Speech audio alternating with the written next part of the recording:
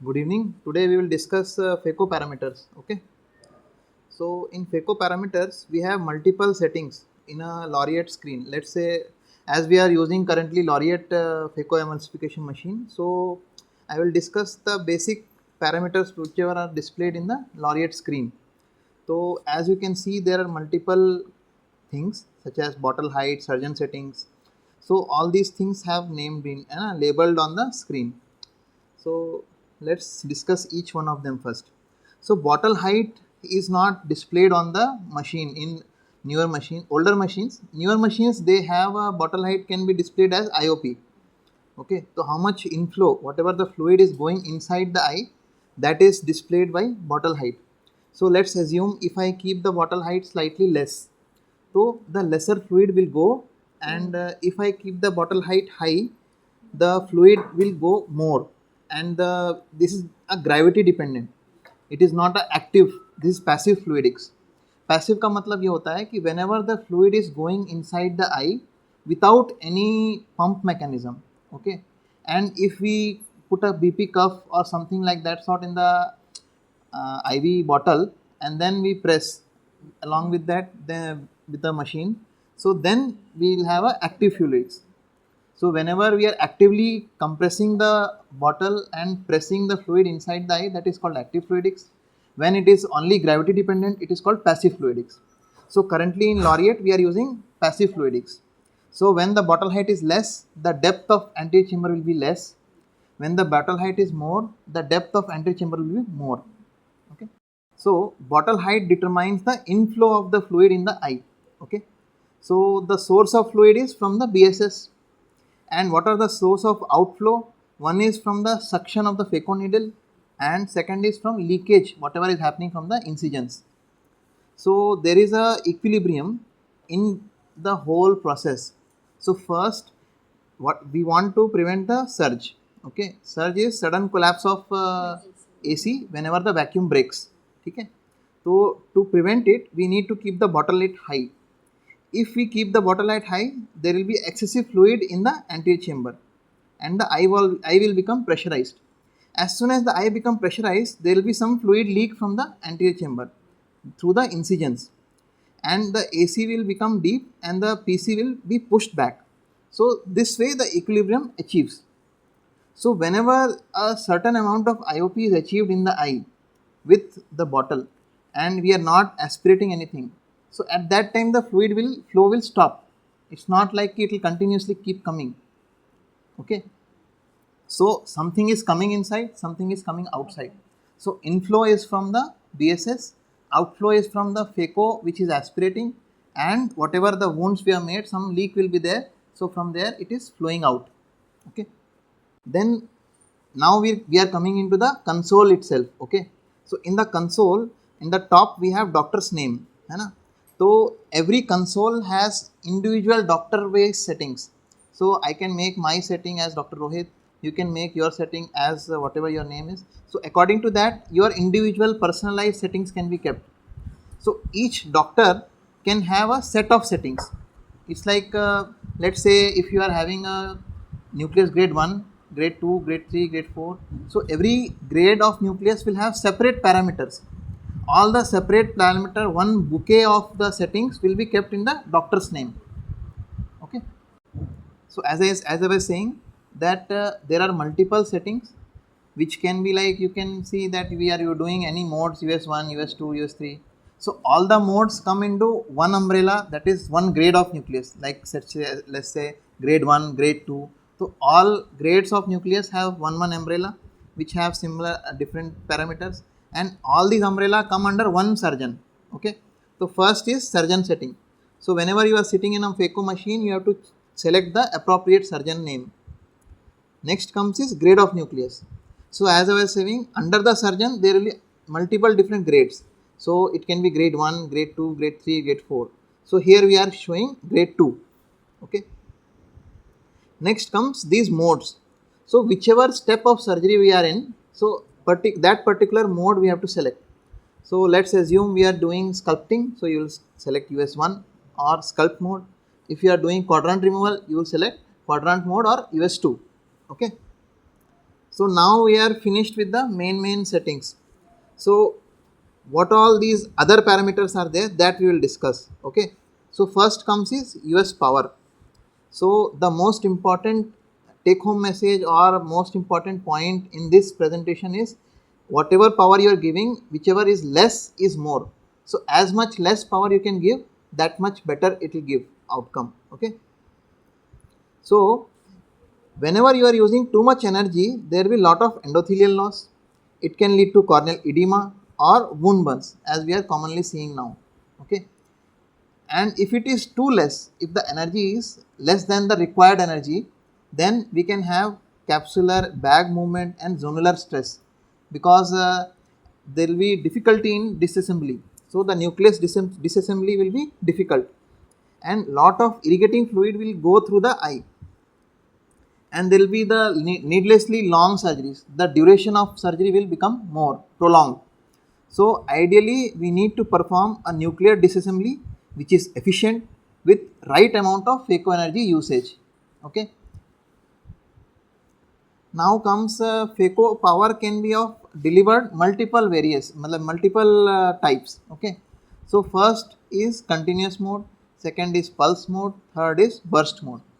So these are the different names for delivery, energy delivery into the eye to emulsify the nucleus. Okay. So first we will discuss continuous mode. In continuous mode, what happens is, when you press foot pedal 3, so at that particular time set amount of energy will be delivered, and it will be continuously delivered without any gaps in between. Okay. So that is continuous mode. As you can see in the first picture, that once I press the foot pedal, according to the foot pedal excursion, the amount of energy is increasing, but if there is no gap, the energy is delivered continuously. And second comes is pulse mode. In pulse mode, the energy is delivered in certain interval of time. The time interval in pulse mode is fixed.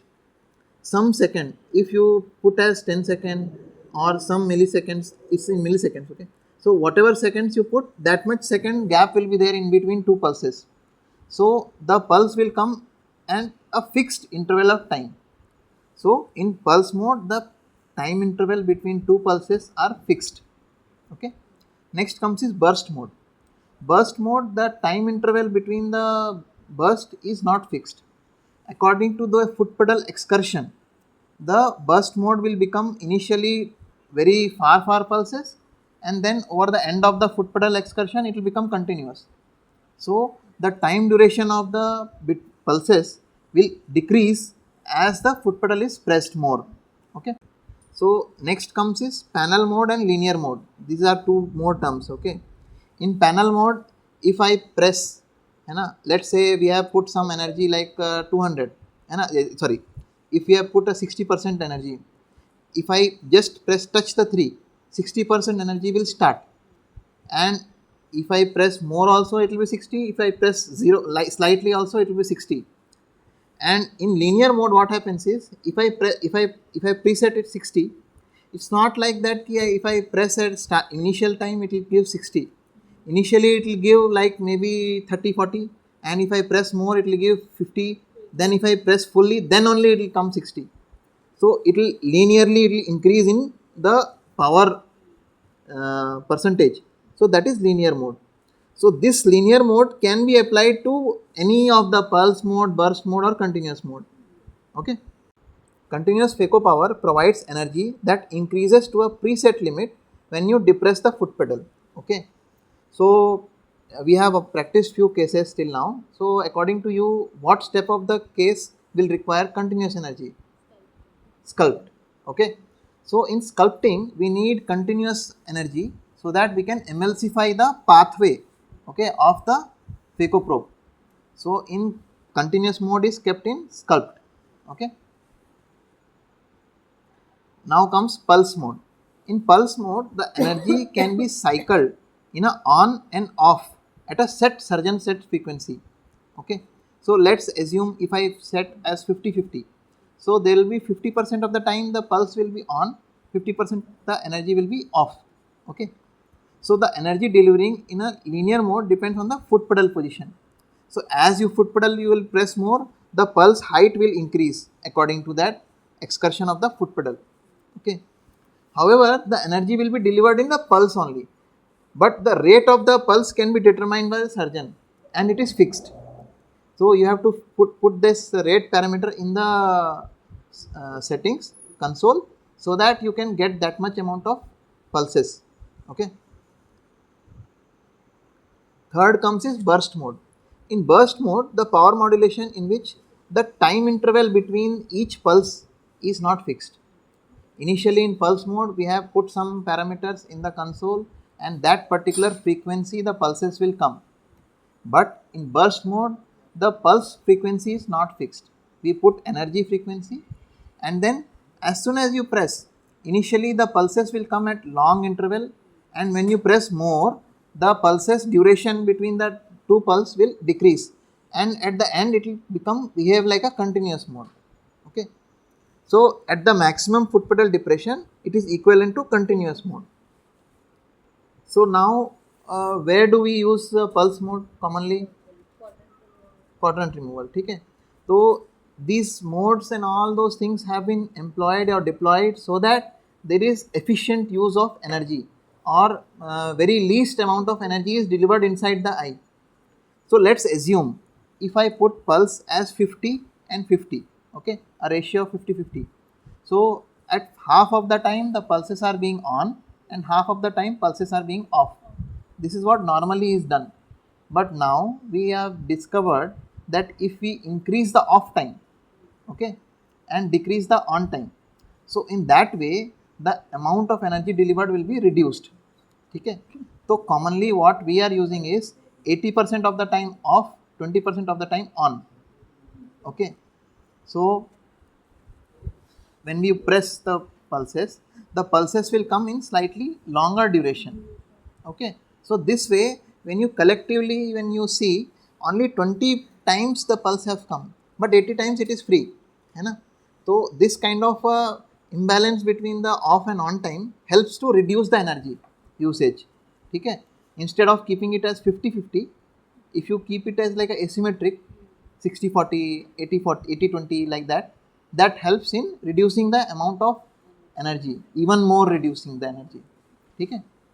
So here in our setup, what we do is pulse mode we use for a softer grade cataract, where we have the pulses coming in a set interval of time. The frequency of pulse is fixed. But when, let's assume we are operating a grade 4 nuclear cataract or a higher grade cataract, we are shifting to burst mode, so that we have a more good control over the nucleus emulsification. Okay. So the power is, you have understood the power thing, no? Sir, but how is burst mode more useful when it's a harder cataract? What happens is, in pulse mode, there is only two things. One is amount of excursion, like amount of energy which is being given. Okay, pulse mode mein. The pulse is fixed. So pulse will come 1, 2, 1, 2, 1, 2. Like that only pulse will come. So we have only one variable, that is foot pedal excursion, which will increase the amount of energy. Okay. But in burst mode, we have two variables. The pulses will come in a very close interval if I press more. So the energy delivered is more if I press, if the foot pedal is excursion, if you divide the foot pedal foot pedal position into 3 positions, 1, 2 and 3. Okay. So if I am in 1, both pulse and burst are more or less same. Okay. But if I am in 3, at that particular time, there are two variables which are acting. One is it will act as a continuous mode. Second, there is increase in the power as a linear mode. So a continuous mode is being activated so that we can emulsify a hard nucleus. Okay. So this helps in delivering energy when we require it more. Let's say if a hard big quadrant is there, I can go to full 3 and give a little bit of continuous kind of a thing and go inside, and then come back to vacuum, pull it, chop it. Once it is chopped into 2 quadrants, now the pieces are small. At that time I can give slight vacuum, slight power, So the pulses will come in a very long intervals, and it can still occlude. It will bring, we can chop like that. Got it? Next parameter which we can adjust is aspiration flow rate. Okay, aspiration flow rate is nothing but at the rate which the fluid is aspirated with the phaco needle or phaco probe. Okay, so the fluid which is aspirated, it contains the emulsified nucleus material also. Okay, so whatever nucleus is being emulsified and whatever fluid is coming inside is being aspirated from the phaco probe, center of the phaco probe. And we have, as we have seen, there are two holes, irrigation holes.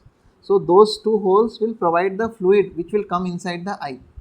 So this kind of a flow causes a current. Okay, so that current is from the irrigation port. It will traverse the whole anterior chamber, come to in front of the phaco probe, and then go inside the phaco probe. Okay, this current is what we utilize in phaco to bring the piece towards you. Okay, so let's say if a piece is there in the 6 o'clock area, you are sitting in the center of the eye. Okay, and if I press vacuum or aspiration, at that time what happens is the fluid is sucked in. So that suction will bring the nucleus piece which is sitting at 6 o'clock somewhere far to your probe. So this kind of suction is called followability. This followability force generated by aspiration flow rate. Okay, so the flow rate governs the speed of the procedure. Okay, the speed at which we can do the cases, the speed at which the things move inside the eyeball. Okay, so the aspiration flow rate is the rate at which the fluid and the emulsified nucleus particles are removed from the eye, and when the tip is unoccluded. Okay, this fluid forms a current from the irrigation port and towards the phaco main port, aspiration port. Faster the AFR produces strong currents. Followability of the material can be increased either by increasing the aspiration flow rate or by taking the aspiration port near the piece. Okay, if you can take the piece, take the phaco probe near the nuclear piece, or you can just suck it. So by sucking, our safety margin increases, because going near the piece will may cause issues with the epinucleus or capsular bag, something can come. But if you are very far away from that, just aspiration flow will bring the nucleus piece towards you. Okay, so whenever you feel that the nucleus piece is not coming to you, things are not moving very fast, that time your aspiration flow rates needs to be increased. Okay, so as I was saying, a low flow rate will cause the piece to come very slowly to your phaco probe. Okay, a high flow rate, the piece will come very fast to you. Okay, so when do you use high flow rate? The high flow rate allows to have a good followability. It can increase the surgical speed. It reduces chatter. Now what is chatter? Whenever you chop, the pieces will flow. Okay, so that kind of flowing away from the piece, phaco probe, is called chatter. So this reduces the chatter also. So it is very good for quadrant removal. Okay, high AFR is kept when you are doing quadrant removal. Okay, now what happens when the AFR is less? There is poor followability, lower surgical speed, more chatter. Okay, it is ideal for either sculpting or last piece removal. Okay, when the stakes are high, at that time you want the flow rate to be slightly lesser. That's why we shift to US3 mode, which has a lesser parameters. Okay, next parameter is coming is vacuum. Vacuum determines the holding power. Okay, a high vacuum, more efficient phaco assisted aspiration of the mobilized chopped fragment will happen, and lesser ultrasound dependent. Okay, whenever the vacuum is less, then the last piece when you are doing, or when you are doing epinucleus, at that time the PC is very much exposed. So it will help the, only we can aspirate the piece or the epinucleus and will protect the PC. So we keep less vacuum at that end. Okay, so how high can we keep the vacuum? So it should be kept that much high that safely determined by the point at which the excessive post occlusion surge takes place.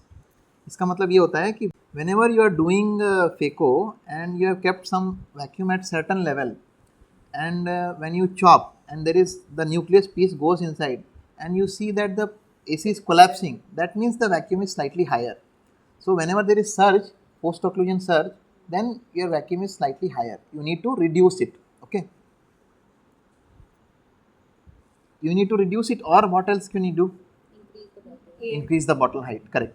So if the fluid inflow is more, then it is very good. Otherwise, you need to reduce the vacuum. Okay. So that's why in active fluidics machines you can keep higher vacuums. Okay, in a newer model machines where there is active fluidics, you can keep higher vacuums. So the surgery speed increases. Okay, so as I was telling, when there is vacuum is less, the holding power is less. Okay, the nucleus can detach. But when the vacuum is high, the holding power is very strong. The nucleus piece will not move. Okay. So when do you use high vacuum? Whenever there is a chopping and there is a high risk of surge or incidence of surge, there is a risk of PCR. Okay, it is good for chopping and in hard grade of nucleus. So less vacuum is will lead to poor hold and it is less risk of surge. Less risk of surge, so it's a very safer alternative. Okay, it is very good for sculpting or last piece removal or whenever you are doing a softer grade nucleus. Okay, so these were the main settings what we use. Okay, next some additional settings are available. So we have a vitrectomy option. So in the vitrectomy option you can go inside that and you'll have two options. One is IA cut and cut IA, and there is a cut rate. Okay, so cut rate should be kept as high as the machine gives you. Okay, next comes is IA cut and cut IA. So IA cut, IA means aspiration, cut is cutting the vitreous. So whenever you want to aspirate something, you will keep the aspiration first. Okay, so let's assume that you have done the vitrectomy nicely. Okay, there is some cortical fibers left. So you go with the vitrectomy, go and put IA only and aspirate the cortex. Okay, and bring it to center and then aspirate, finish it. If some vitreous comes, then you can put the cut mode. Okay, so IA cut will be used whenever you want to aspirate a cortex or some nuclear bits. Okay, next is cut IA. So cut IA is done whenever there is lot of vitreous inside the AC. So to cut the vitreous, you will use cut IA mode. So first it will be cut and next is IA. Whatever vitreous you have cut, that can be aspirated. Okay. Next comes is coagulation. Coagulation we can use for cautery. So when you are doing SICS or if there is some bleeding point, something like that sort, you can use the coagulation. You need to put the forceps for that. Okay. So now we have discussed basic things now. So whenever like you are operating, these are the some set of parameters which you are commonly using. So same parameters you can just simply put it in the machine first. Okay, so you have a baseline of parameters. After that, so as I told, first is bottle height. So for bottle height, what you have to do is whenever you feel the AC is very shallow, you can increase the bottle height. When you feel the AC is very deep, or when you are operating on a myopic patient, or when you are operating on a traumatic case, or when you feel there is a gross zonular weakness, or when you have a PXF patient, or when there is a predisposing condition which can cause some issue, you want to go slower, reduce the bottle height slightly. Okay. Next comes is power. So when you are operating on some hard grade cataract, you can put a burst mode. When you are operating on a softer grade cataract, you can put pulse mode. The amount of power, as I have put here 65%. Okay, so you can slightly reduce it for a softer grade cataract. You can slightly increase it for a harder grade cataract. So let's say you have put a continuous mode and sculpt in 65%. Okay, and you are operating. I'll send it to you. When you are operating, okay, so at that time you feel that the when you are taking the phaco probe and you are trying to do the sculpting, suddenly it gives away. That means the power is higher, so you reduce the power. And if you are doing like multiple trenches and still nothing is happening, that means the power level is less. You need to increase it. Okay, Second comes is here we no need to aspirate much, no. So we are not holding anything, not aspirating much, only emulsified some pieces we are aspirating. So we have kept it at minimal. So vacuum is at 80 and AFR is at 22. Okay. Next comes is when you are quadrant removal when you are doing. Okay. So at that time, see here we have put a higher power. Okay. For quadrant removal, if we have a NS2 cataract, we have put at 65% power. Then we have put a pulse mode with 12 pulses per minute with 40% on time. Okay, so 60% it is off, 40% is on. Okay, so with this, at that time you see the vacuum is increased. Okay, because we need to hold it. Vacuum will help to hold, and AFR will help to aspirate whatever we have emulsified. So for a just a random for a ballpark thing, you can think as, let's say if it's 260, you can keep it at 26. If it is like, you have to just reduce the zero, okay, something like that, nearby it will be. So 380 to 34, something like that sort. Okay, so this was the quadrant mode. But again, if we are having a NS4 cataract, we have increased the power amount 70%. We have changed the mode to burst mode. We have increased the on time to 20 to 55 milliseconds and off time at 20. Then increase the vacuum and AFR. Okay. So according to the grade, you can modulate a little bit. Okay. So let's assume you are trying to chop. Okay. But the piece is like you are trying to hold, you are not even getting to hold, and you are trying, and then it is coming falling back. You are trying again, it is falling back. That means the vacuum is slightly less. You can increase the vacuum. Okay. And let's say you are trying to emulsify and suddenly the AC is collapsing, goop, goop, like that, the surge is happening. That means vacuum is very high. You need to reduce the vacuum. Okay. Then comes this thing, AFR. You are trying to aspirate, but nothing is coming to your probe. You are trying, then you go near the piece, then it is coming. It's lot of hassle. The feed is very slow. That means AFR is less. You need to increase the AFR. And let's say if the pieces are coming very fast, you feel like, or PC will come or iris will come. That means AFR is high. Exposed, and there can be a PCR or something like that sort if we have very high parameters. Okay. Then while your cortex aspiration, you have basic some amount of vacuum and some AFR. But when you are polishing, you will reduce both of them to a very bare minimum, so that you don't do injury to the PC. Okay. Then again, when you are doing visco is slightly viscous, no, more viscous than cortex. It is difficult to aspirate visco, so we increase the parameters to slightly higher. Okay, you got it, no? Understood?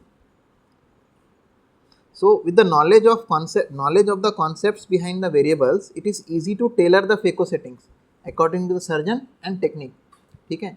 So when you are doing a direct chop, then your vacuum will be more. Let's say when you are doing divide and conquer, your vacuum will be less. So that's how technique also plays an important role. Okay. So these are some references, you can go through them if you want. Okay. Okay. Thank you.